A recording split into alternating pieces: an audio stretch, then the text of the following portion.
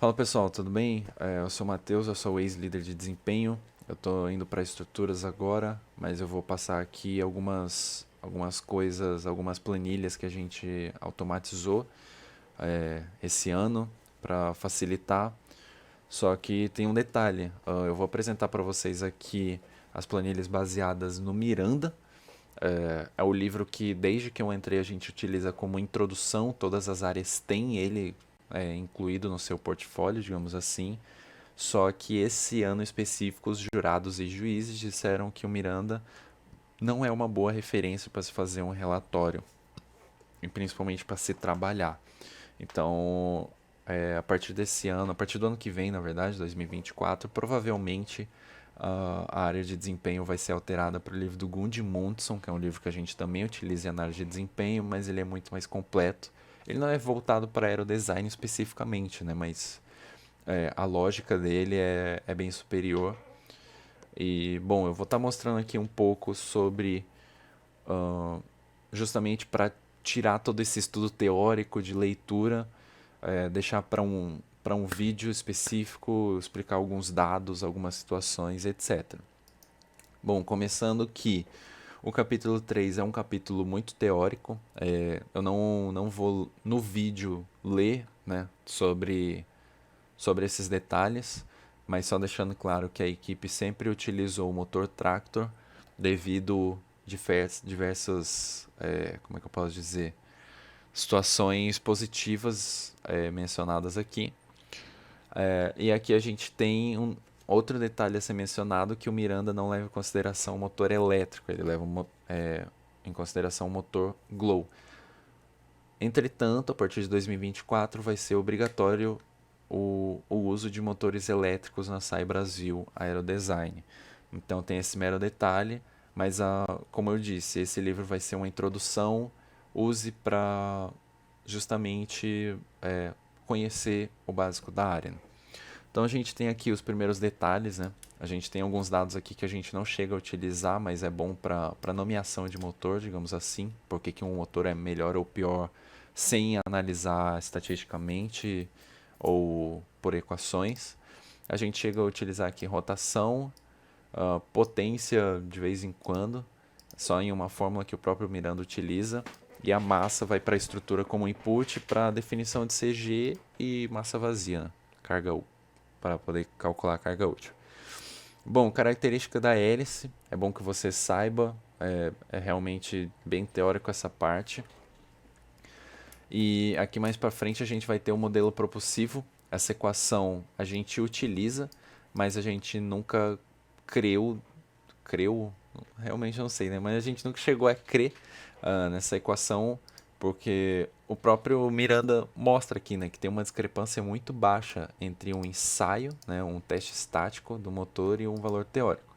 Falando em teste estático, esse aqui é o nosso teste estático, em que você coloca o motor fixo em uma bancada e você utiliza um dinamômetro para medir quantos newtons, quantos quilos ele está levando.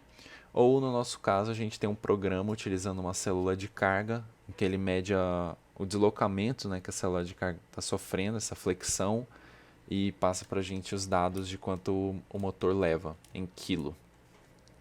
Então, no teste estático, a gente consegue a rotação, a gente consegue a tração estática, e não está aqui, né, mas a gente consegue pegar em motores elétricos o consumo, que é importante para a projeção elétrica poder dimensionar a nossa bateria ao longo do voo.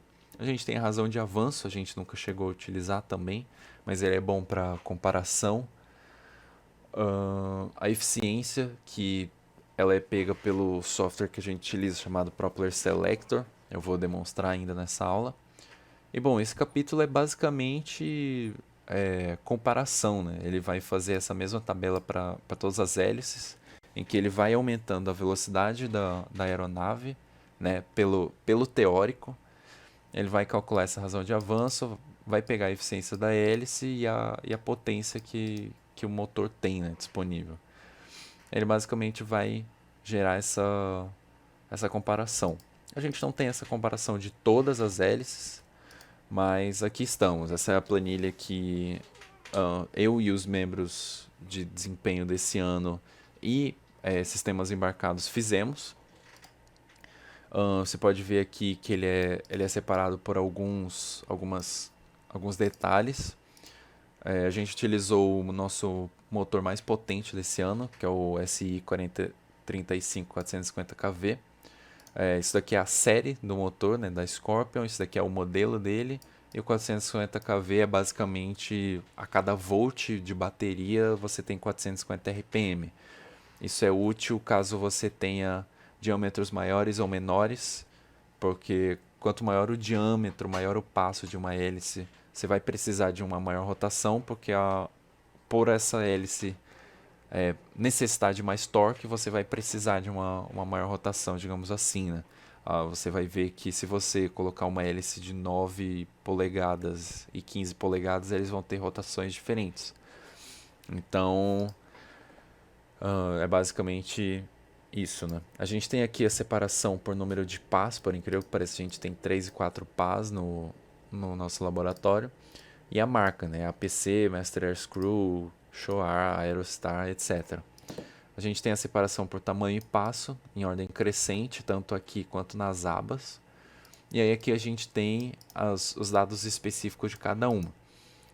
Como eu falei, a eficiência máxima ela é muito útil. A gente não chega a utilizar ainda, mas pode ser que no futuro seja interessante utilizar, que ela basicamente vai demonstrar em que velocidade essa hélice entrega para a gente uma boa eficiência, justamente de não vibrar, de entregar a tração, entregar essa velocidade para a aeronave que a gente precisa e etc. Só que você pode ver que as maiores eficiências são justamente das hélices menores, né? As hélices maiores chegam a ter alta eficiência dependendo do tamanho, né? Mas elas não são as melhores, né? Essas marcadas em verde é um comando automático, é a formatação condicional do próprio Excel para pegar os 5 maiores ou menores valores, dependendo da situação, e marcar para a gente. Bom, então esses dois estão atrelados, né? Basicamente a eficiência máxima da hélice e em que velocidade isso acontece. A gente tem aqui a máxima tração e a mínima tração disponível em São José dos Campos, justamente para a gente verificar quando a gente interceptar com a curva de tração requerida, qual seria mais ou menos a nossa velocidade mínima e máxima. Dá para ter uma ideia. Ou então só para quantificar mesmo de tipo própria comparação, né? Uma 14 por 7E tem menos tração lá em São José dos Campos do que uma 14 por 8. Então é óbvio que a gente vai considerar utilizar a 14 por 8. E a mínima tração disponível é mais por velocidade e também para ajudar a escolher, né? A gente, mesmo sendo a mínima, a gente quer que seja uma alta, né? Digamos assim, que em 35 metros por segundo, essa vai ser a tração que a hélice vai ter ainda disponível para a gente. A gente tem a tração estática máxima, isso aqui já vem do próprio ensaio que a gente fez. O RPM gravado veio do tacômetro que a gente tem. O consumo, como eu falei, vai para a projeção elétrica para fazer o dimensionamento da bateria. E esse daqui é um feedback do nosso piloto, que é basicamente durante a decolagem, normalmente chega em 10, 12 metros por segundo. E como um parâmetro a mais para a escolha, ele disse para a gente demonstrar qual que seria a tração que o motor teria no momento de decolagem, visto que na Advanced esse ano de 2023 a gente tinha um obstáculo no final da pista. Então, uma das missões importantes que a gente tinha era literalmente conseguir decolar, por incrível que pareça. Aqui eu coloquei uma foto do livro do Miranda para demonstrar a proximidade que tem, né, o TV0 que ele calcula e o TV0 no ensaio. E aí eu vou entrar numa planilha específica aqui, numa aba específica para demonstrar que não é bem assim, né? A gente consegue comparar aqui, ó, TV0 calculado de uma hélice 9x6. A gente tem o nosso KT0, tudo foi revisado, mesmo agora, 3 anos de trabalho, nunca cheguei a utilizar essa forma. A gente utiliza a gente já chegou a utilizar no relatório, mas realmente não serve para muita coisa.